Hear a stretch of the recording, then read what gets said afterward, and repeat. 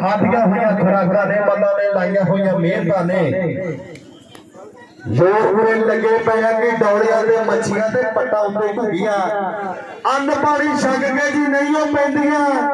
ਦੁੱਧ ਮੱਖਣਾ ਨੂੰ ਜਦੋਂ ਮਿਹਨਤਾਂ ਦੀ ਲੋੜ ਚੜੇ ਇੱਕ ਜ਼ੋਰ ਨਾਲ ਫਿਰ ਉਦੋਂ ਕੰਧਾਂ ਢਹਿੰਦੀਆਂ। ਮਾਂ ਦੀਆਂ ਸੀਸਾਂ ਤੇ ਬਾਪ ਦੀਆਂ ਸਦਰਾਂ ਪੁੱਤ ਦੇ ਸਰੀਰ ਵਿੱਚੋਂ ਫਿਸ ਪੈਂਦੀਆਂ।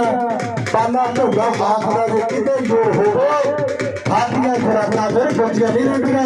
ਉਹ ਬੱਲੇ ਬੱਲੇ ਬੱਲੇ ਬੱਲੇ ਬੱਲੇ ਬੱਲੇ ਅੱਜ ਹਿਮਾਚਲ ਪ੍ਰਦੇਸ਼ ਦੇ ਵਿੱਚ ਉਹ ਸਿਰਾ ਸਿਰਾ ਸਿਰਾ ਹੋਣਾ ਪਿਆ ਮੇਰੇ ਮਿੱਤਰੋ।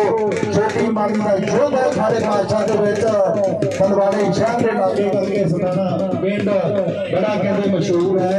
ਪੀਰ ਬਾਬਾ ਲਾਲ ਦਾਦਾ ਜੀ ਦੇ ਦਰਬਾਰ ਦੇ ਇਹ ਸਾਲਾਨਾ ਛਿੰਝ ਮੇਲਾ ਸਾਲਾਨਾ ਦੰਗਲ ਤੇ ਸਾਹਮਣੇ ਦੇਖਾਂਗੇ ਛੋਟੀ ਮਾਲੀ ਉਹ ਕਦੋਂ ਖਾਂਸ ਕਦੇ ਗੁਰਵਿੰਦਰ ਬਾਬਾ ਕਿਆ ਬਾਬਾ ਕਿਹੜਾ ਜਿੱਤੂ